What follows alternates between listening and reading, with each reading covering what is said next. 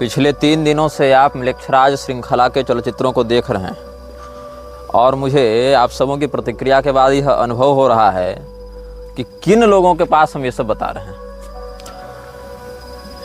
आधे से अधिक लोग डरपोक हैं,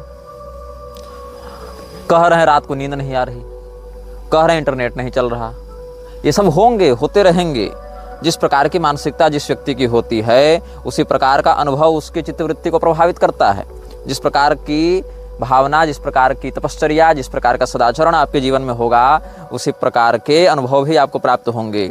लेकिन एक बात है कि चलचित्रों को देखने वाले 80% लोगों ने नकारात्मकता का प्रत्यक्ष अनुभव किया है। एक कोई सज्जन कह रहे थे कि मैं बड़े हॉरर पॉडकास्ट इत्यादि देखता हूँ, मैं हॉरर मूवीज देखता हूँ जिसमें बड़े खतरनाक बैकग्राउंड म्यूजिक और ये एडिटिंग वगैरह होती है, लेकिन वैसे नकारात्मकता का अनुभव नहीं हुआ उनमें जैसी नकारात्मकता का अनुभव हमको इस श्रृंखला में हो रहा है।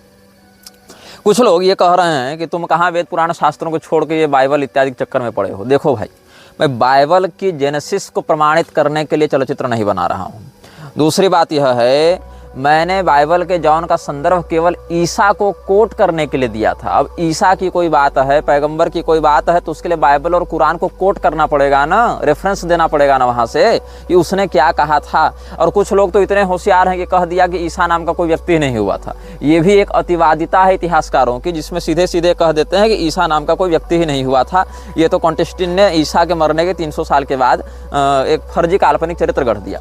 देखो, ईसा के नाम पर बहुत कुछ काल्पनिक चल रहा है, लेकिन ईसा नाम का एक वास्तविक व्यक्तित्व भी म्लेच्छों के यहाँ विद्यमान था। ये एक ऐतिहासिक सत्य है जिसको झुठलाया नहीं जा सकता है।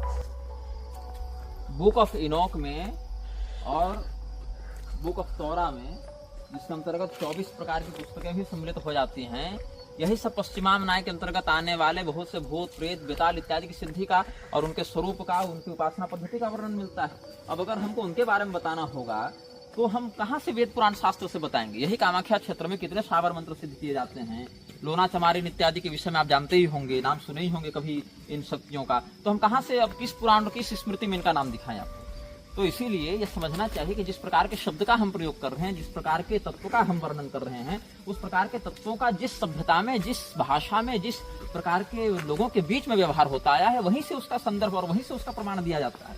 तुमको क्या लगता है, बिना पैशाचिक शक्ति के ही 5-5 अरब म्लेच्छ पूरे विश्व में घूम रहे हैं, 6 अरब म्लेच्छ घूम रहे हैं और तुम्हारे अंतस चेतना पर इतना प्रभाव डाल चुके हैं कि फुल पैंट शर्ट पहन के खड़े खड़े मूत रहे हो और स्त्रियां जो है शादी से पहले गर्भपात कराए घूम रही हैं बिना पैशाचिक शक्ति के। तुमको लग रहा है अब इससे ज्यादा क्या प्रमाण दे तुमको कि गली गली में रील बनाकर लड़कियां जो है सो नाच रही हैं और व्यभिचार फैला रही हैं। इतनी अंदर की मानसिकता तक प्रभाव पड़ जा रहा है। क्यों पड़ रहा है? बिना किसी पैशाचिक शक्ति के। तो जिस पैशाचिक शक्ति के माध्यम से ऐसा हो रहा है, उसका जहां जहां संदर्भ जिस प्रकार से प्राप्त होगा, चाहे अधीत परंपरा से, चाहे अनुभूत परंपरा से, हम उसका वर्णन करेंगे। अगर तुमको इसमें प्रमाण नहीं मानना है तो अपनी कंबल तानो और सो जाओ। तुम्हारे लिए हम थोड़े बना रहे हैं ये सब बातें। कुछ लोग यह भी कह रहे थे कि तुम ये क्या हॉलीवुड की कहानी लेकर बैठ गए हो। देखो भाई, हॉलीवुड की कहानी से प्रेरित होकर मैं म्लेच्छराज श्रृंखला को नहीं बना रहा हूँ। म्लेच्छराज से प्रभावित होकर हॉलीवुड की फिल्में बनती हैं। दोनों बातों को समझो। और कुछ लोग यह भी कह रहे थे कि पैरगमम नाम का एक वास्तविक शहर तो ग्रीस में है और हमने बताया कि पैरगमम कोई वास्तविक स्थान अलग से नहीं है। तो फिर दोनों बातों की संगति कैसे भिड़ेगी? बात ऐसी है कि देवराज इंद्र की नगरी का नाम अमरावती है। देवराज इंद्र के नगरी के नाम से मिलता जुलता एक नगर भारत के तेलंगाना में भी है। तो अमरावती शब्द आ जाने मात्र से हम ये नहीं कह सकते कि देवराज इंद्र तेलंगाना में रह रहे हैं। तो पैरगमम नाम का एक वास्तविक शहर भी है ग्रीस में, लेकिन ये वो पैरगमम नहीं है जहाँ की मैं बात कह रहा हूँ। इसकी एक उपाधि है, जो म्लेच्छराज है उसके तख्त की, उसके सिंहासन की उपाधि है, उसके हेडक्वार्टर की उपाधि है पैरगमम। अब कुछ लोग ये कह रहे हैं कि प्रमाण दो, अपनी बात का प्रमाण दो। तो क्या करें, हम म्लेच्छराज की गर्दन पकड़ के लावे और सेल्फी खींच कर डाल दें रे तुम लोग के चक्कर में हम, तब प्रमाण जानोगे। यहाँ जो रिपोर्टर अभी एनडीटीवी का मरा, कोई चंद्राकर करके था जिसको मार दिया गया, एक पंचायत स्तर के घोटाले को उजागर करने के कारण उसको मृत्यु का सामना करना पड़ा। वहाँ तो सबूत मिटाए और छिपाए जा रहे हैं। तुमको चाहिए कि नहीं, निग्रहाचार्य जब यूट्यूब पर वीडियो डालें तो म्लेच्छराज का फोटो और उसके साथ सेल्फी खींच कर डाल दें, तब लोगों को पता चलेगा कि हाँ सही बात है। क्या ऐसी नालायक की बुद्धि है। और सुनो, ये कोई हम पैसा कमाने के लिए और सेंसेशन क्रिएट करने के लिए नहीं बना रहे हैं। कोई भी अगर तुम मुझे कंटेंट क्रिएटर ही मानकर चलते हो, उसी रूप में देखना चाहते हो, तो कोई भी कंटेंट क्रिएटर अपने वीडियो को डालने के बाद तुरंत यह नहीं कहता है कि इसको पहले डाउनलोड करके रीअपलोड करो, कोई नहीं कहता है। जबकि आप दूसरे के कंटेंट को अगर रीअपलोड करेंगे तो कॉपीराइट भी लगाते हैं लोग, चैनल उड़ाते हैं। तो तुमको अभी समझ में नहीं आ रहा है कि मैं ये काम क्यों कर रहा हूँ। मैंने जितने संदर्भ दिए, लोग कह रहे हैं कि बाइबल से क्यों बता रहे हो, कुरान से क्यों बता रहे हो, यहूदियों से क्यों बता रहे हो, तो पारसियों से क्यों बता रहे हो। देखो, ये एक बहुत ही कटु सत्य है कि भारत में पिछले 1000 वर्षों से इन्हीं पुस्तकों के अनुयायियों ने शासन बहुत प्रभावी रूप से किया है और हमारी संस्कृति को अपूरणीय क्षति पहुंचाई है। तुम उनकी सत्ता और उनकी शक्ति की अपेक्षा आंख मूंद कर नहीं रख सकते हो कि हम आंख बंद कर दिए तो ये सब समस्याएं टल जाएंगी। बिना किसी विशेष शक्ति के सहयोग के, बिना किसी बड़ी ताकत के सहयोग के, क्या लगता है तुमको कि 1000 साल ये लोग शासन कर जाएंगे? इतने गहराई से न्यायपालिका में, अर्थव्यवस्था में, व्यापार में, संस्कृति में, शिक्षा में घुसपैठ कर लेंगे। वो शक्ति जो इन सबको नियंत्रित कर रही है, वो मृक्षों की शक्ति जहाँ जहाँ वर्णित होगी, जिस रूप में वर्णित होगी, वहाँ वहाँ से ही उसका संदर्भ दिया जाएगा ना भाई। अब रही बात की, बहुत से सभ्यताओं ने इसको बहुत से नामों से पुकारा, ये बात सत्य है। मैंने इसके कई नाम बताए। कुछ लोग कहते हैं कि शैतान शब्द का तुम प्रयोग करते हो, ये तो इस्लामी शब्द है और तुम सनातन धर्म के ग्रंथों में शैतान शब्द जब नहीं मिलता तो कैसे शैतान शब्द का प्रयोग कर रहे हो। अरे बहरों, शैतान शब्द का प्रयोग हमने प्रचलित भाषा में किया है, लेकिन उसी वक्तव्य में हमने कई बार तो आसुरी संपदा शब्द का भी प्रयोग किया है। वो क्यों नहीं देखते हो? लोग समझ जाएं। अब फिर लोग पूछेंगे महाराज जी आसुरी संपदा क्या होती है? तो अलग अलग स्तर के व्यक्ति अलग अलग प्रश्न करेंगे। अगर हम कह दें शैतान तो 2 प्रकार की प्रतिक्रिया आएंगी।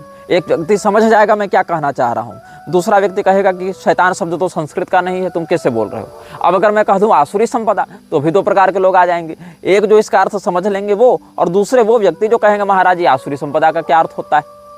तो इसीलिए एक एक व्यक्ति की निजी मानसिक स्थिति और स्तर के आधार पर हम वक्तव्य नहीं दे रहे हैं। हमको जो कहना है वो हम कहेंगे, और जो कह रहे हैं बिल्कुल अनुभव अध्ययन के साथ कह रहे हैं। ये नहीं कि कोई काल्पनिक फैंटेसी और कोई ये पॉडकास्ट देखकर और किसी वेब सीरीज की नकल करके कह रहे हैं, ऐसा नहीं है। अभी हमारे कक्ष में अगर हम वीडियो दिखा दें तो सैकड़ों ग्रंथ पढ़े हुए हैं, सैकड़ों पुस्तकें, सैकड़ों देशी विदेशी लेखकों की सारी बातें पढ़ी हुई हैं, कहाँ पर क्या है। और उनमें से बहुत कुछ बातें तो काल्पनिक हैं, बिल्कुल हैं, लेकिन बहुत कुछ बातें सत्य भी हैं। जैसे कि बहुत से लोग कड़ी स्वयं जोड़ रहे हैं। एक मैं उदाहरण दूं, कुछ लोग हस्तर का नाम सुनकर कह रहे थे, एक व्यक्ति ने कमेंट किया था कि हस्तर की जो कहानी है वो किसी मराठी लेखक, नारायण नाम के मराठी लेखक से ली गई है, और उस मराठी लेखक ने भी किसी अंग्रेजी लेखक के उपन्यास से उसको ग्रहण किया था, उस भावना को। तो कुल मिला के ये कड़ियाँ वापस म्लेच्छराज तक ही जाकर जुटती हैं। अब कुछ लोग बता रहे थे कि मैंने जो कहा था जॉन का रेफरेंस देते हुए कि जीसस पर म्लेच्छराज प्रभाव डालने आया था, उस समय तत्कालिक रूप से नहीं डाल पाया था उतना प्रभावी रूप से। तो इसका कारण यह है कि इस्लाम के प्रवर्तक के जीवन में जितना खून खराबा और बलात्कार और इस प्रकार के आतंक की बाहुल्यता देखने को मिली है, उतने आतंक की बाहुल्यता ईसा के निजी जीवन में नहीं थी। इसीलिए ईसा जो है वह म्लेच्छ होने के बाद भी पैगंबर की तुलना में सौम्यतर म्लेच्छ था। इसीलिए उसकी मानसिकता का भेदन करने में म्लेच्छराज उतने प्रभावी रूप से तात्कालिक दृष्टि से सफल नहीं हुआ जितने की उससे अपेक्षा थी। इसीलिए तो 300 साल अपनी शक्ति को जगाता रहा। और यह चिंतनीय यह भी है कि एक और कोई हमको बता रहे थे कि इन्होंने लिखा है कि आपने जो जीसस पर प्रभाव डालने की बात कही उसका वर्णन एक चलचित्र नेफ्रियस में भी मिलता है। देखो, मैंने नेफ्रियस देखी नहीं है और उम्मीद कम है कि मैं देखूंगा। वो चलचित्र एक वार्तालाप है एक ऐसे व्यक्ति जिसको एक डीमन ने उसके शरीर को अपना घर बनाया हुआ है, और एक मनोवैज्ञानिक है। तो वो डीमन बताता है कि उसके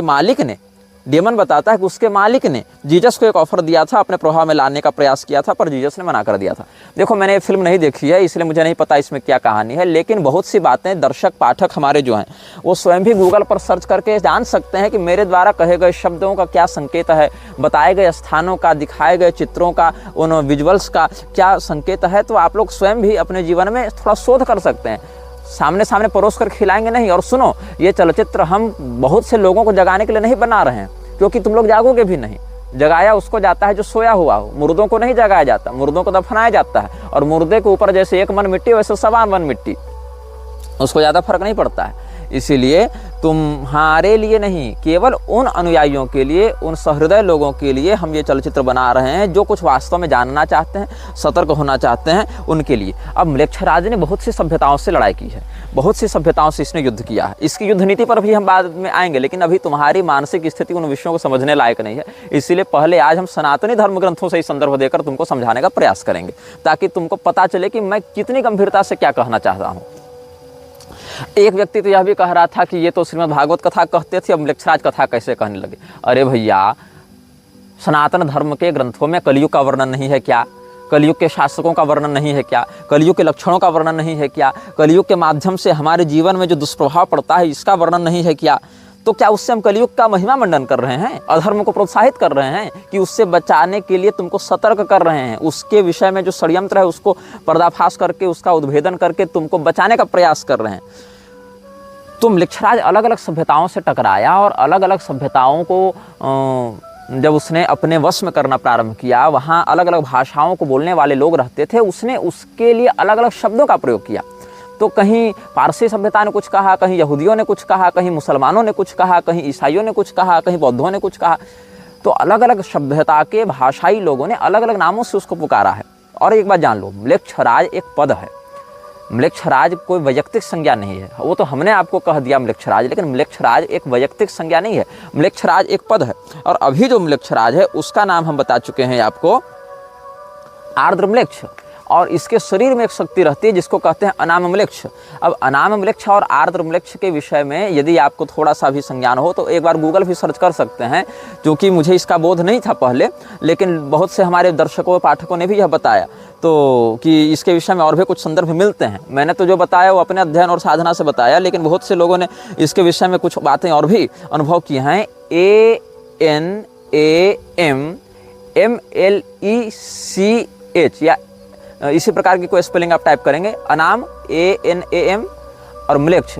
इसमें म्लेच्छ जो है वो हमारा वाला म्लेच्छ नहीं है, मेलेच्छ, मेलेच्छ शब्द जैसा है, MELECH इस प्रकार से।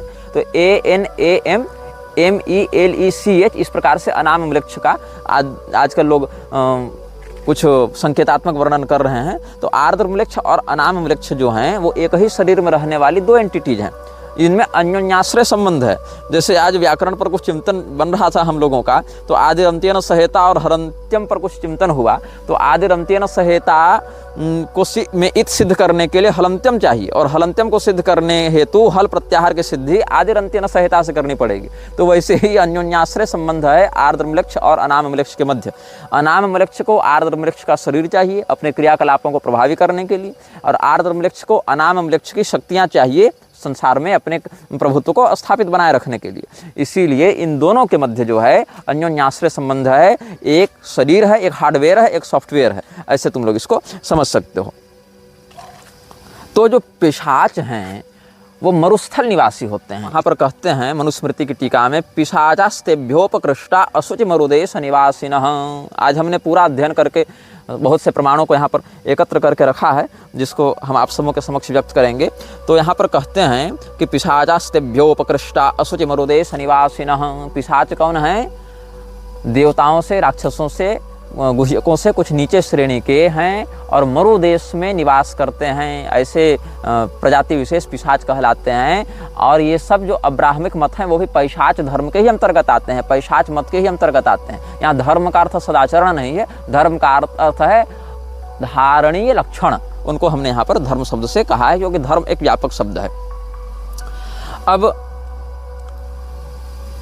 कुछ लोग यहाँ पर अलग अलग बातें कहने लगे हैं, ज्ञान देने आ जाते हैं। देखो, ज्ञान देने मत आओ हमारे वीडियो में, ज्ञान लेना है तो आओ, नहीं तो निकलते बनो। क्योंकि जिस विषय पर तुम हमको सलाह और उपदेश देने आए हो ना, तुम्हारी अपेक्षा अधिक गंभीर चिंतन हम कर चुके हैं और अधिक निकटता से उस तत्व को जान चुके हैं। शुक्राचार्य के विषय में लोग कहते हैं कि ये तो शुक्राचार्य के चेले हैं, शुक्राचार्य ही म्लेच्छराज है। आता जाता तुमको कुछ नहीं है, आरोप पहले अपने ही देवताओं पर लगा दो कि शुक्राचार्य म्लेच्छराज है। देखो, भगवान शुक्राचार्य भृगुवंशी महर्षि हैं, बहुत श्रेष्ठ आचरणवान हैं, नीतिज्ञ हैं, मंत्र विशारद हैं और राक्षसों के गुरु भले हैं। लेकिन शुक्राचार्य जी ने कभी भी राक्षसों को ये नहीं कहा कि तुम यज्ञ का विध्वंस करो, तुम गौओं को जाके मारो, तुम वर्णाश्रम का विरोध कर दो, ये नहीं कहा।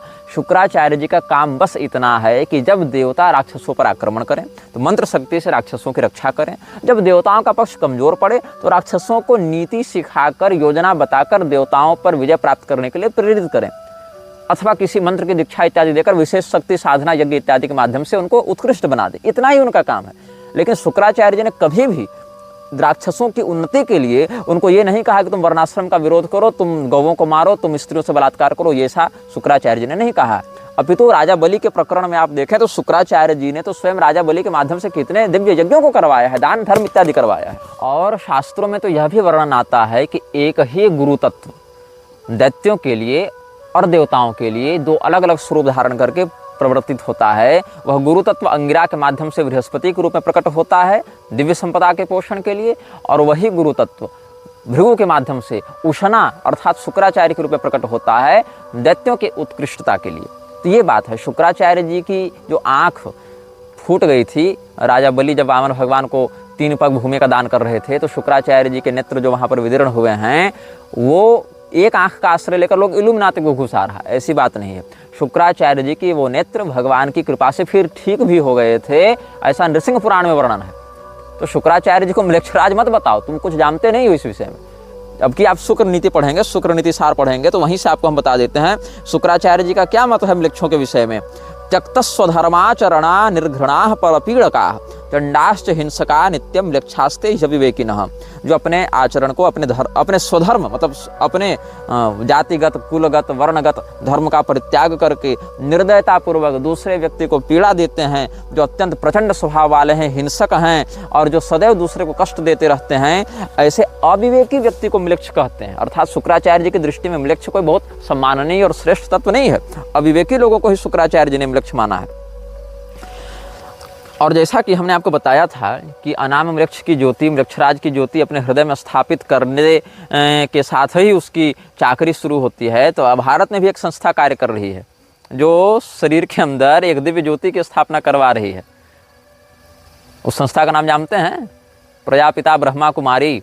कभी सर्च करना, यार बहुत से लोगों के वीडियो भी हैं उसके छल से जो बच बच के भाग के बाहर निकले ना उसके चंगुल से। प्रजापिता ब्रह्मा कुमारी वाले क्या कर रहे हैं? हृदय में ज्योति की स्थापना करवा रहे हैं। किसकी ज्योति है जरा पता करना वो। अब आगे तुम लोग को भी होमवर्क देंगे, सब हम ही बताएंगे तो सबूत मांगने जाओगे, और सबूत देने के लिए तुम लोग हो कौन जो हम तुमको सबूत देने जाए? तुम पर हमारा एहसान है कि कृपा करके इतना बता दे रहे हैं, ताकि कुछ लोग, अगर 1 लाख व्यक्ति भी वीडियो देख रहे हैं उसमें एक व्यक्ति भी अगर सतर्क होता है, सुधरता है, तो हमारे बल को बढ़ाएगा। बस हमारा यही लोभ है, हमारा यही स्वार्थ है। अब आगे हम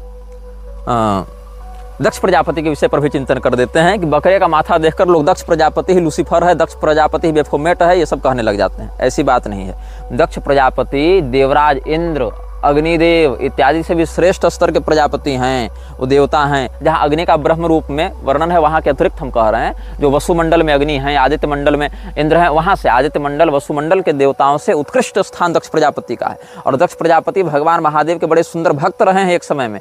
वो तो भगवती के रोष के कारण, भगवती के निर्माल्य के तिरस्कार के कारण उनको शिवद्रोह वाली मति आ गई, इसीलिए भगवान महादेव ने थोड़ा उनको अनुशासित कर दिया, बस इतनी सी बात है। और बकरे का माथा उनके माथे में लगा दिया, लेकिन वह बकरे का माथा भी पुनः ठीक हो गया था जब प्रचेता के पुत्रों के रूप में दक्ष प्रजापति ने अपना पुनर्जन्म लिया है। और दक्ष प्रजापति स्मृतिकार भी हैं, दक्ष स्मृति है उनकी। स्मृतिकार मतलब भारतीय जो मानवीय सभ्यता है, वृक्षों पर तो हम विवेक का विश्वास नहीं कर सकते, लेकिन जो भारत भूमि की पवित्र भारतीय प्रजा है, जो हमारे सनातन धर्मावलंबी हैं, उन लोगों के लिए धर्म का क्या अनुशासन है, इसको व्यक्त करते हुए जो स्मृतियों की बात आती है सनातन धर्म में, उन स्मृतियों में से एक स्मृति भगवान दक्ष की भी है। इसलिए दक्ष प्रजापति म्लेच्छराज नहीं है, इल्यूमिनाती नहीं है। ये सब जो दिव्य शक्तियां हैं, इनको तुम केवल आजकल के पॉडकास्ट वाले कॉन्स्पिरेसी थ्योरिस्ट के साथ जोड़कर भ्रमित मत हो जाओ। कुछ लोग यह भी कह रहे थे कि असूर्या जो है, असूर्या नाम तेलो काम धेन तमसावृता, ये भी एक अच्छा लिंक वो जोड़ रहे थे। खैर, अब कुछ लोग कह रहे हैं कि किलवी से ही म्लेच्छराज है कि आप देखो शक्तिमान उठा कर ले आए। मतलब ऐसे ऐसे लोग प्रश्न कर रहे हैं। देखो, सभी प्रश्नों का उत्तर समयानुसार मिलेगा। तुम्हारे कहने मात्र से हम जो 100 श्रृंखला तक जा सकता है जो विषय, हम तुम्हारे कहने से कमेंट टाइप करके सबको नहीं बताते रहेंगे ना। देखो, संस्कृत में जो है किलविश शब्द पाप का पर्यायवाची है। जैसे पाप है, अघ है, वैसे ही दुष्कृत है, वैसे ही कलमश, किल्विश और कश्मल, ये सब शब्द जो हैं वो पाप के पर्याय हैं। तो पाप के बाहुल्यता से कलयुग बढ़ता है, पाप ही कलयुग का स्वभाव है, और पाप का पर्याय है किल्विश। तो इस प्रकार से कह दिया गया कि तमराज किल्विश। ऐसे तमराज किल्विश तो काल्पनिक चरित्र हो गया, लेकिन ठीक है, अगर म्लेच्छराज को समझना चाहते हो तो प्रारंभिक बालकों के लिए वो भी सही है। लेकिन किल्विश शब्द संस्कृत में पाप का पर्याय है। किल्विश, कलमश और कश्मल, ये सब शब्द पाप के पर्याय हैं। अब लोग ये कह रहे थे कि भारत में म्लेच्छराज कहाँ रहता है, इसके विषय में तुमने बताया नहीं। देखो, भारत में आया था म्लेच्छराज, और म्लेच्छराज भारत में एक ही स्थान पर विशेष करके अपना प्रभाव जमा पाया। उस स्थान में दिव्य मंत्रों का प्रयोग करके, जैसे किवाड़ लगाते हैं ना, ग्रिलिंग करते हैं, किवाड़ से किसी चीज को बांधते हैं, सांकल लगाते हैं, तो मांत्रिक लोहे के सांकलों से उस स्थान को देवताओं ने कीलित कर दिया। उसको कहते हैं लोहारगल तीर्थ। और लोहारगल तीर्थ में जो है भगवान वराह उस म्लेच्छराज को कैद करके रखे हुए हैं। उसकी शक्ति को, वो तो कोई ऐसा नहीं कि एक जगह शरीर में बंद कर दिए तो बंद हो गया, मतलब उसके जो ऊर्जा केंद्र हैं, जो उसके मेन पावर हाउस हैं, सर्वर्स हैं, पावर ग्रिड्स हैं, उनमें से एक पावर ग्रिड भारत में लोहारगल तीर्थ में है। तो वराह पुराण में भी इसका संकेत आपको प्राप्त हो जाएगा, जहाँ पर भगवान वराह ने पृथ्वी देवी को बताया है कि देखो वहाँ म्लेच्छराज का स्थान है, और उस स्थान को छोड़कर मैं कहीं जाता नहीं हूँ, मतलब उसका वहाँ पर मैं बंधन करके रखा हुआ हूँ। स्थानम लोहारगलम नाम म्लेच्छराज समाश्रितम क्षणम चापि न मुंचामि एवमेतन न संशय। ये वराह पुराण में बताया जा रहा है। तुमको लग रहा था कि हम केवल फैंटेसी स्टोरीज बता रहे हैं, अभी तुमको अंदाजा नहीं कि हम क्या बता रहे हैं और उसका आगे क्या विषय कहाँ जुड़ने वाला है। अब इसमें ये समझ में आना चाहिए कि म्लेच्छराज शब्द यहाँ केवल अहिर्मान या आर्द्रम्लेच्छ या अनामम्लेच्छ के लिए नहीं है। म्लेच्छराज एक पद है। किसी समय इस पद पर कालेवन भी बैठा, किसी समय इस पद पर जो लोहिताक्ष है वह भी बैठा। मतलब ये गद्दी है, ये एक थ्रोन है, और जो भी उतने स्तर का पापी होता है, उतने स्तर का प्रभुत्वशाली होता है, वो कभी न कभी इस म्लेच्छराज की गद्दी पर बैठता है और उसकी शक्तियों का आस्वादन करता है। तो हम आपको अब यहाँ से कुछ सनातनी संदर्भ देते जाएंगे, जिसको बहुत ध्यान से आप सुनिएगा। अभी तो म्लेच्छराज का दामाद भारत का राजा बनने वाला है, अभी तुरंत नहीं बनेगा, लेकिन भारत के एक राजा से म्लेच्छराज अपनी बिटिया ब्याहने वाला है, और सारे कुछ हम प्रमाण के साथ तुमको बताएंगे। सबसे पहले हम तुमको बताएंगे युग पुराण से। युग पुराण गर्ग मुनि का लिखा हुआ एक बहुत प्राचीन ग्रंथ है। अच्छा, उससे पहले बताता हूँ भगवान श्री रामचंद्र जी के समय म्लेच्छराज था कि नहीं। भगवान श्री रामचंद्र जी के समय भी एक म्लेच्छराज था, जिसने राजा दशरथ पर आक्रमण किया था, लेकिन राजा दशरथ ने उसको पराजित करके भगा दिया था।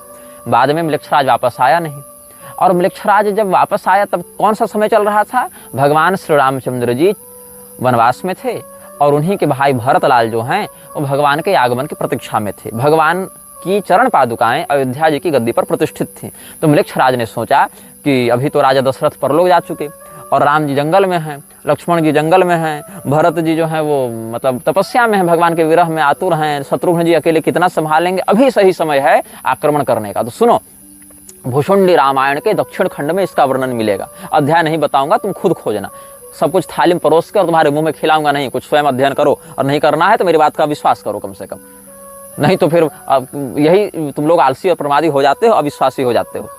तो वहां पर क्या हुआ कि जब म्लेच्छराज ने आक्रमण किया तो नेपाल की ओर से अयोध्या घुसा, नजदीक पड़ गया उसको, तो नेपाल की ओर से अयोध्या घुसा और आक्रमण किया और भयंकर आतंक मचाया। तो सब लोग जाकर भरतलाल जी से प्रार्थना किए कि देखिए आप बचाइए। बोले देखो हम राजा हैं नहीं, राजा राम जी हैं, राजा रामचंद्र जी जंगल में हैं, तो उनके प्रतिनिधि के रूप में उनकी चरण पादुकाएं ही अयोध्या का शासन कर रही हैं, तो भगवान ही सबको देख रहे हैं, सब कुछ देख रहे हैं, वही बचाएंगे। तो सभी लोगों ने मिलकर 5-7 श्लोकों में भगवान की चरण पादुका से निवेदन किया है। वो सारे श्लोक भी मैं जानता हूँ, लेकिन अभी बताऊंगा नहीं, विषय लंबा हो जाएगा।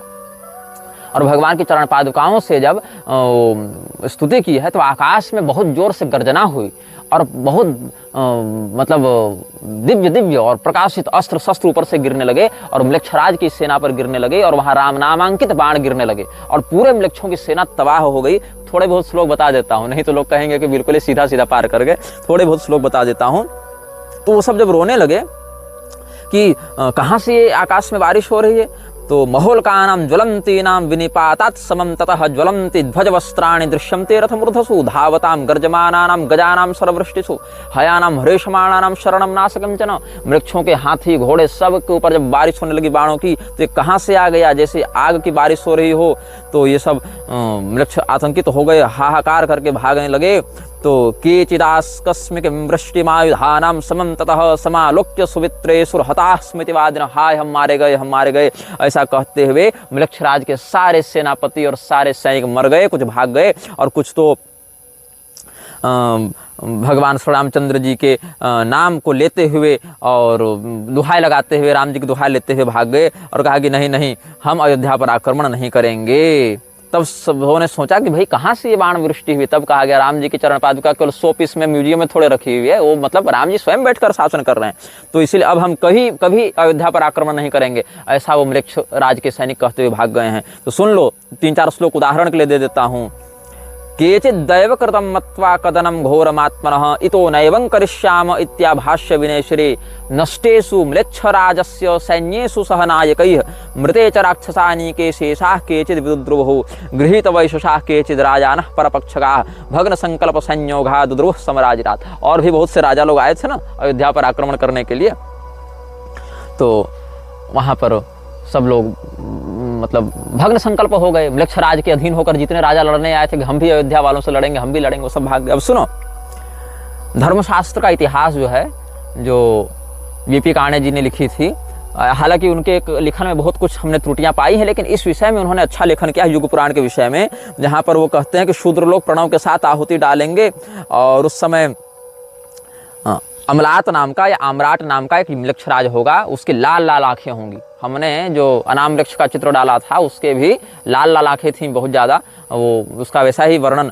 प्राप्त भी होता है और अनुभव में भी देखा जाता है। तो ये इन्होंने युग पुराण के विषय में भी लिखा है, वहाँ से भी हम आपको संदर्भ देंगे। और एक संदर्भ हम आपको देंगे, यदि आपको पता होगा, पंडित गोपीनाथ कविराज के विषय में, बहुत अच्छे साधक, बहुत अच्छे विद्वान, बहुत परंपरागत सम्मानित अध्येता रहे हैं सनातन धर्म में, और बहुत पुराने भी नहीं हैं, 2 पीढ़ी पहले के ही हुए हैं हमारी पीढ़ी से देखें तो पंडित गोपीनाथ कविराज जी जो हैं, महामहोपाध्याय भी उनके नाम के आगे लगता था, बड़े प्रसिद्ध विद्वान रहे। उन्होंने तांत्रिक साहित्य नाम का एक संकलन ग्रंथ लिखा था, जिसमें तंत्र ग्रंथों का परिचय लिखा था। उसमें उत्पत्ति तंत्र के अंतर्गत उन्होंने मृक्षराज का वर्णन किया है, संकेतात्मक किया है कि मृक्षराज का काल कैसा है, क्या है, इस प्रकार से उन्होंने वर्णन किया है। तो उत्पत्ति तंत्र का जहाँ पर वर्णन कर रहे हैं तांत्रिक साहित्य के पृष्ठ 77 में, वहाँ कह रहे हैं मृक्षराज का काल कथन, इस प्रकार से उन्होंने उसमें अनुभाग दिया है।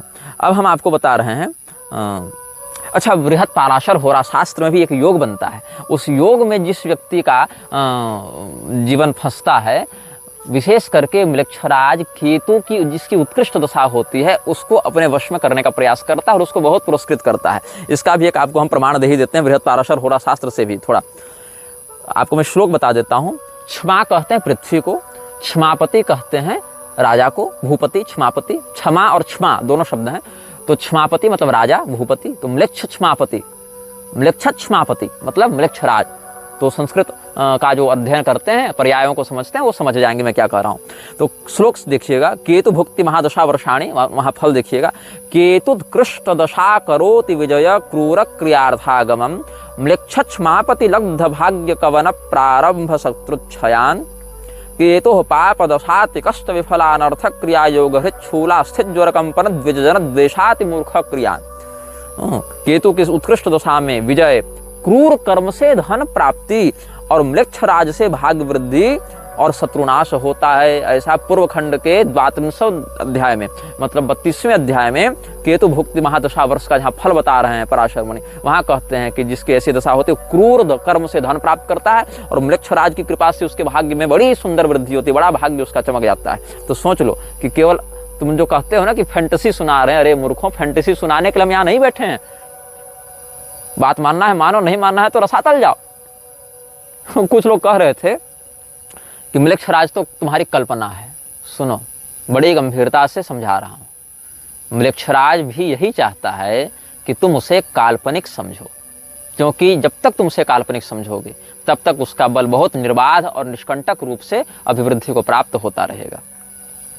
अब हम युग पुराण की चर्चा कर रहे थे। युग पुराण पर हम बात आते हैं। उस समय एक म्लेच्छराज का यहाँ पर वर्णन मिलता है जिसका नाम था आम्राट, और उसकी आंखें बड़ी लाल थी, इसलिए उसको लोहिताक्ष भी कहते थे। तो ततो रणे धनु मूलो भविष्यति महाबलः आम्राटो लोहिताक्षेति पुष्पनाम गमिष्यति सर्वे ते नगरम गत्वा शून्यमासाद्य पर्वतम, और अर्थलुब्धाश्च सर्वे भविष्यन्ति महाबला। जितने भी लोग उस समय होंगे वो अर्थलोलुप होंगे, क्योंकि म्लेच्छराज पैसा बहुत दे देता है तो लोग अर्थलोलुप हो जाते हैं। ततस्स म्लेच्छ आम्राटो रक्ताक्षो रक्त वस्त्रभृत, लाल रंग का कपड़ा पहने हुए, लाल रंग की आंखों वाला वह म्लेच्छ राजा व नृप, म्लेच्छ नृप आम्राट जनमादाय विवशम परम उत्सादयति, लोगों को बलपूर्वक अपना गुलाम बनाकर बहुत कष्ट देगा। और वो क्या करता है, ततो वर्णांस्तु चतुरः स नृपो नाशयिष्यति, चारों वर्णों को वह व्यक्ति नष्ट करने के लिए तत्पर रहेगा। कौन? म्लेच्छ नृप, कौन सा म्लेच्छराज? जिसका नाम आम्राट है, जो लाल रंग की आंखों वाला है और जो लाल रंग के कपड़े पहनता है। वर्णान व्यवस्थितान सर्वान कृत्वा पूर्वा व्यवस्थितान आम्राटो लोहिताक्षश्च विपत्स्यति स बांधवः, लेकिन वो आम्राट भी अपने पूरे कुल खानदान के साथ मरेगा, और उस समय उसको मारने वाले राजा का नाम होगा गोपाल वर्मा। ततो भविष्यति राजा गोपालो नाम नामतः। लेकिन समस्या क्या होगी कि गोपाल वर्मा जब टकराएगा म्लेच्छराज से, तो उस समय का जो आम्राट म्लेच्छराज होगा वो तो मर जाएगा।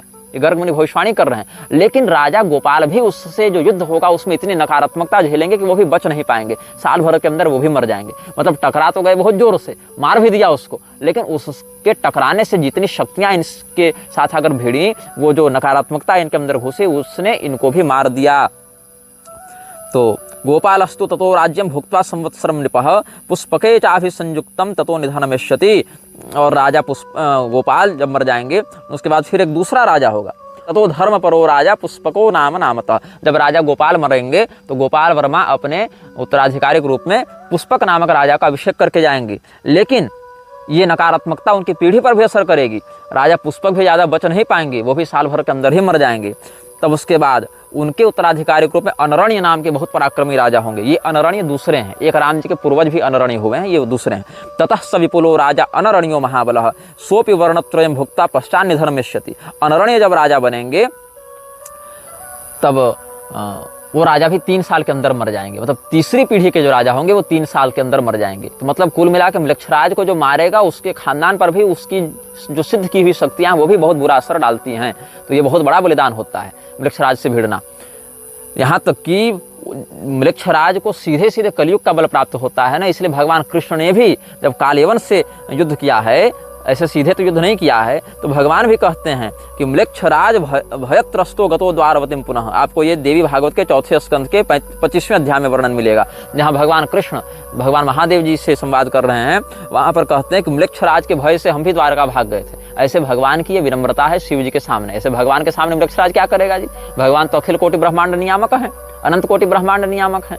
म्लेच्छराज जैसे छोटी मोटी शक्तियां भगवान के सामने कुछ नहीं है, लेकिन फिर भी उसका प्रभाव कितना है ये दिखाने के लिए भगवान ये लीला करते हैं कि देखो कालयवन का जब आक्रमण हुआ, जरासंध से 17 बार लड़ गए, लेकिन म्लेच्छराज कालयवन जब आया था तो भगवान भी द्वारका चले गए। लोगों को उसकी नकारात्मकता से प्रभावित नहीं होने दिए, क्योंकि म्लेच्छराज बाहर से कम लड़ता है, मानसिकता से ज्यादा लड़ता है।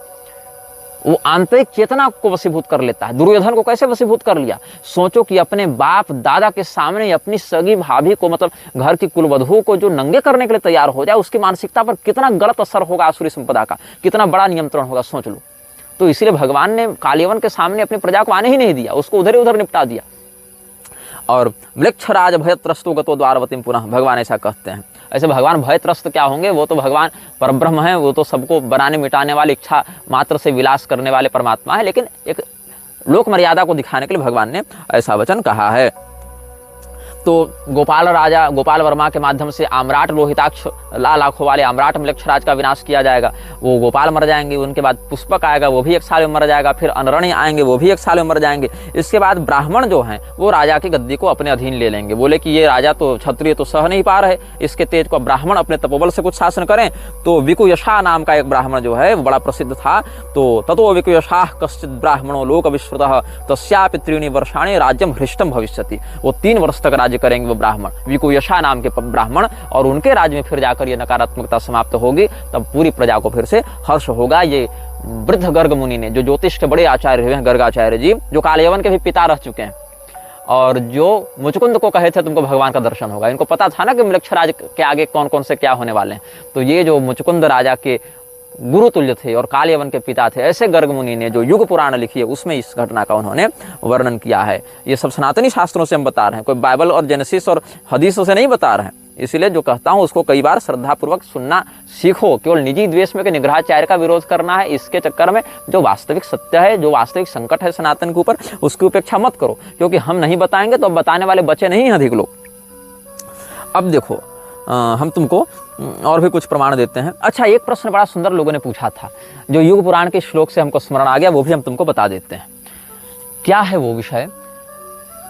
जब आर्द्रम्लेच्छ इब्बिसिन के विद्रोह, इब्बिसिन के सेना से बचकर या निकल कर भाग रहा था, और जब वो रेगिस्तान में गया, वहां पर उसको 15 लोग मिले थे, ऐसा हमने बताया था। वो 15 लोग कौन थे? इसका अर्थ है कि वो 15 लोग तो मृक्षराज से भी पुराने हैं, वर्तमान मृक्षराज से ज्यादा पुराने हैं। तो लोग पूछते हैं वो 15 लोग कौन है। ये 15 लोग कौन है, इसके विषय में पूरी के शंकराचार्य जी ने लिखा है, संकेत में लिखा है, लेकिन उसको डिकोड नहीं किया है। हो सकता है उस दृष्टिकोण से नहीं लिखा हो, लेकिन अर्थ उसका वही है। जब हम युग पुराण का प्रमाण आपको दे रहे थे, इसमें इस प्रसंग के प्रारंभ में एक वचन आया है, अर्थ लुब्धाश्चते सर्वे भविष्यन्ति महाबला, कि मृक्षराज का प्रभाव विशेष करके उन लोगों पर पड़ता है जो अर्थ के लोभी हैं, पैसे पर जिनकी नजर रहती है। और दूसरी बात यह है कि जो हमने आपको बृहत पाराशर होरा शास्त्र वचन दिया, वहां भी वर्णन है, म्लेच्छमापति लब्ध भाग्य कवन प्रारंभ शत्रुक्षयान। मृक्षराज की कृपा से उस व्यक्ति को बहुत पैसा मिलता है और उसको क्रूर क्रियार्थागमम, क्रूर क्रिया से पैसा बहुत मिलता है। तो जो व्यक्ति अर्थ लोलुप है, पैसे के प्रति लोभी है, उसको मृक्षराज बहुत जल्दी अपना गुलाम बना लेता है, उसकी उस कमजोरी को पकड़ के। तो ये 15 जो लोग उसको मिले थे, वे कलयुग के अलग अलग सत्ताओं के 15 प्रतिनिधि हैं। ये 15 कौन हैं, ये भी अब मैं आपको बता देता हूँ। इसमें कहते हैं, पूरी शंकराचार्य जी ने एक ग्रंथ लिखा था, रथारूढ़ श्री जगन्नाथादि के दर्शन तथा स्पर्शादि की अधिकार मीमांसा। करपात्री स्वामी जी ने भी इस विषय में बहुत कुछ लिखा है। तो श्रीमद् भागवत महापुराण के 11वें स्कंध के 23वें अध्याय से बता रहे हैं भगवान श्री कृष्ण उद्धव जी को। वहीं से आप देखिए, स्तेयम हिंसा नृतम दंभः कामः क्रोधः स्मयो मदः भेदो वैरमविश्वासः संस्पर्धा व्यसनानि च एते पंचदशानर्था ह्यर्थमूला मतान्नृणाम तस्मादनर्थमर्थाख्यम श्रेयोर्थी दूरतस्तजेत। 15 में से एक क्या है? चोरी का अधिष्ठाता है, आपके मन में चोरी करने का भाव डालेगा। दूसरा वह शक्ति है, दूसरी शक्ति जो आपके मन में हिंसा करने की प्रेरणा देगी। तीसरी शक्ति आपके मन में झूठ बोलने की प्रेरणा देती है। चौथी शक्ति आपके मन में दंभ का विस्तार करती है। पांचवी शक्ति आपके मन में काम की वासना को बहुत बढ़ा देती है। छठी शक्ति आपके मन में क्रोध को बहुत बढ़ा देती है। सातवीं शक्ति आपके मन में गर्व को बहुत बढ़ा देती है। आठवीं शक्ति आपके मन में मद, एकदम मतलब क्या, मतवालापन, अपने आगे किसी को नहीं समझना, उसको बढ़ा देती है। उसके बाद भेद मतलब फूट डालने वाला एक तत्व है। उसके बाद वैर करवाने वाला एक तत्व है। दूसरे सहजन के प्रति, शास्त्रों के प्रति, देवताओं के प्रति, धर्म के प्रति अविश्वास बढ़ाने वाला एक तत्व है। दूसरे की उन्नति से संतुष्ट और प्रसन्न होने की अपेक्षा स्पर्धा रखने में जो दुर्भाव है, उसकी उत्प्रेरिका एक शक्ति है। स्त्रियों के प्रति अनावश्यक जो एडिक्शन होता है, स्त्रियों के प्रति जो आकर्षण हो जाता है, वो भी व्यभिचारगत दृष्टि से, वो लंपटता बढ़ाने वाली जो है वो 13वीं शक्ति है। जुआ, सट्टेबाजी, ये सब करवाने वाली 14वीं शक्ति है। और शराब, मदिरा, ड्रग इत्यादि की प्रति प्रेरित करने वाली 15वीं शक्ति है। ये भागवत महापुराण में 15 प्रकार के अनर्थ बताए गए हैं, जिनसे कलयुग बहुत अधिक बढ़ता है। और ये 15 अनर्थ रहते कहाँ हैं? तो एते पंचदशानर्था ह्यर्थ मूला मतान्नृणाम। ये 15 जो अनर्थ हैं वो अर्थ में वास करते हैं, इसलिए अर्थ में 15 प्रकार के अनर्थ बताए गए हैं। यही 15 प्रकार के अनर्थ की जो शक्तियां हैं, वही साकार विग्रह धारण करके आर्द्रम्लेच्छ को बचाती हैं और उसको अपना नायक बनाकर आगे अपने कार्य को बढ़ाती हैं। और इनसे होता क्या है, ये भी आगे के श्लोकों में देख लो। भिद्यम ते भ्रातरो दाराः पितरः सुहृदस्तथा एका स्निग्धाः काकिणिना सद्यः सर्वैरयः कृताः अर्थे नाल्पीयसा ह्येते संरब्धा दीप्तमन्यवः तजन्त्यासु स्पृधो घ्नन्ति सहसोत्सृज्य सौहृदम्। इन 15 में से अगर कम मात्रा में भी ये सब प्राप्त हो जाएं आपको, तो आपके भाई से आपका झगड़ा करा देंगे, आपकी पत्नी, आपके माता पिता, आपके सुहृद, ये सब के साथ आपका वैर करवा देंगे। और आप तुरंत अपने समस्त सदाचार, भाईचारा और उदारता, सहनशीलता सबको छोड़कर एकदम पिशाच के समान क्रूर हो जाएंगे। क्रूर कर्म से आप धन प्राप्त करने के लिए, प्रतिष्ठा प्राप्त करने के लिए किसी भी नीचता तक चले जाएंगे। यही जो 15 अनर्थ शक्तियां हैं वही कली पुरुष की शक्तियां हैं, और कली पुरुष की ये 15 शक्तियां ही आर्द्रमलेक्ष को बचाती हैं और उसको इतना श्रेष्ठ मतलब पिशाचों की दृष्टि में श्रेष्ठ नायक के रूप में स्थापित करती हैं। और उन्हीं 15 शक्तियों के अंश से निकला हुआ जो अनाममलेक्ष है वही उसके अंदर घुसकर उसके हार्डवेयर का, उसके शरीर का प्रयोग करके अपना सारा काम करवाता है। ऐसा नहीं है कि ये मलेक्षराज भारत पर आक्रमण नहीं किया है। ये मलेक्षराज ने जिस समय चाणक्य ने महापद्मनंद का तख्ता पलट करवाया था उस समय भी इसने भारत पर आक्रमण किया था, और भारत पर आक्रमण करने के लिए इसने 5 राजाओं का आश्रय लिया था। अब ये जो महापद्मनंद है वो था कौन? उसने कलयुग को आगे बढ़ाने के लिए बहुत सहयोग दिया था। श्रीमद् भागवत में आप देखिए, जहाँ सुखदेव जी ने कलयुग के भविष्यगत राजाओं का वर्णन किया है। महापद्म पतिः कश्चिन नंदः छत्र विनाशकृत ततो नृपा भविष्यन्ति शूद्र प्रायस्तु धार्मिका स एक छत्रां पृथ्वी मनुलंघित शासनः शासिष्यति महापद्मो द्वितीय इव भार्गवः तस्य चाष्टो भविष्यन्ति सुमाल्य प्रमुखा सुताः य इमां भोक्ष्यन्ति महिं राजानश्च सप्तम समाः नव नन्दान् द्विजः कश्चित् प्रपन्नानुद्धरिष्यति तेषां भावे जगति मौर्या भोक्ष्यन्ति वै कलौ स एव चंद्रगुप्तं वै द्विजो राज्येभिषिक्षति। जो धर्मनिष्ठ क्षत्रियों का शासन होगा, उन क्षत्रियों के शासन को नष्ट करते हुए शूद्रा के गर्भ से उत्पन्न अधार्मिक चित्तवृत्ति वाला एक राजा होगा जिसको महापद्मनंद कहेंगे। उसके 8 सुमाल्य इत्यादि 8 पुत्र होंगे। 100 वर्षों तक राज्य करेंगे उस समय, और फिर जब सभी लोग हाहाकार मचाने लगेंगे तब कोई ब्राह्मण होगा जो उस नंद के साम्राज्य को पलटकर चंद्रगुप्त को राजा बनाएगा। अब ये ब्राह्मण कौन है? इसके विषय में वायु पुराण में, ब्रह्मांड पुराण में वर्णन है कि इस ब्राह्मण का नाम होगा कौटिल्य। महानंदी सुतश्चापि शूद्रायाम काल संवृतः उत्पत्स्यते महापद्मः सर्वक्षत्रांतरे नृपः ततः प्रभृति राजानो भविष्याः शूद्रयोनयः एकराट स महापद्म एकच्छत्रो भविष्यति 28 वर्षाणि पृथ्वीं पालयिष्यति सर्वक्षत्र हृदोद्धृत्य भाविनोर्थस्य वैबलात्। किसके बल से? अर्थस्य वैबलात्। आपको हमने युग पुराण से क्या कहा था? अर्थ लोलुप सब हो जाएंगे। आपको हमने क्या बताया? अर्थ में 15 अनर्थ रहते हैं जो कलयुग के सेवक हैं, जो आर्द्रमलेक्ष को गोद लेते हैं। और यहाँ पर महापद्मनंद को कौन बढ़ा रहा है? अर्थस्य वैबलात्। अर्थ के बल से उसने ऐसा किया। और सहस्रास्तुताह्यष्टौ समाद्वादशते नृपाः महापद्मस्य पर्याय भविष्यन्ति नृपाः क्रमात्।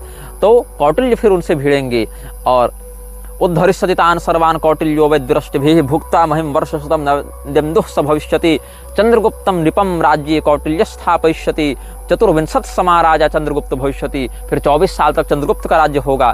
फिर बिंदुसार का राज्य, जिसको भद्रसार के रूप में भी यहाँ कहा गया है, उसका 25 वर्ष तक राज्य रहेगा और 26 वर्ष तक अशोक का राज्य रहेगा। 24 समा राजा चंद्रगुप्तं नृपं राज्ये कौटिल्य स्थापयिष्यति 24 समा राजा चंद्रगुप्तो भविष्यति भविता भद्रसारस्तु 25 समा नृपः 26 समा राजा अशोको भविता नृषु।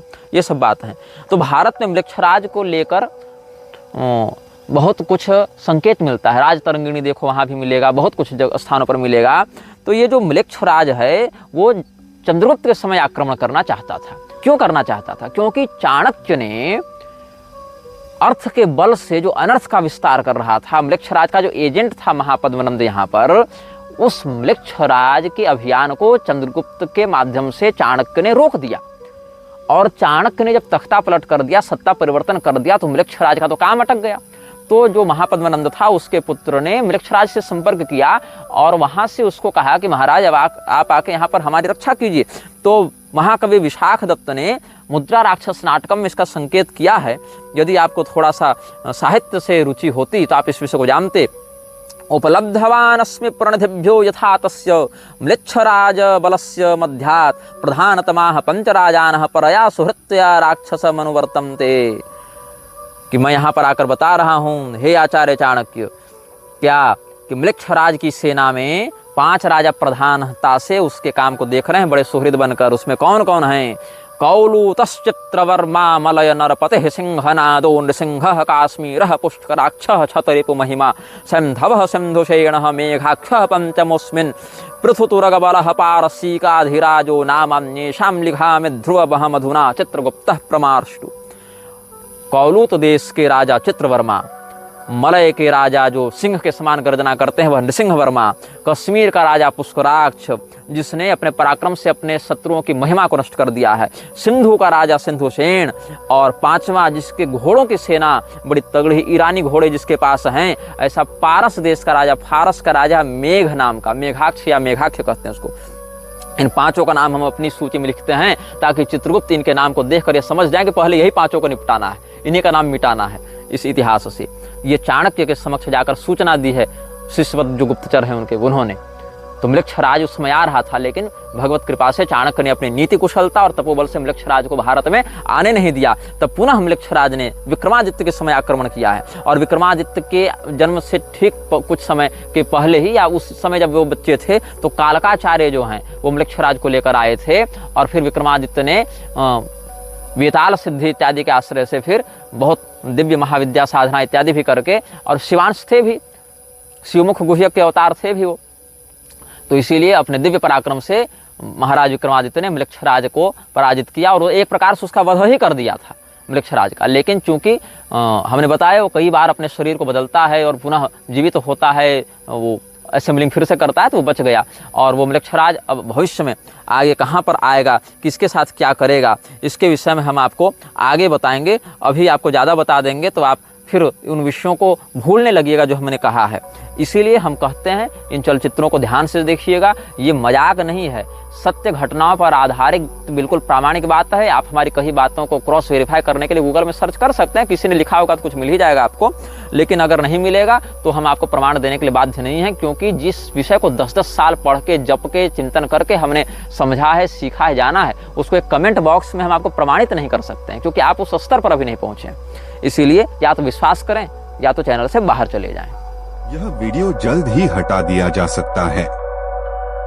कृपया थर्ड पार्टी ऐप्स का उपयोग करके डाउनलोड करें। आप इस वीडियो को अपने चैनल पर फिर से अपलोड भी कर सकते हैं।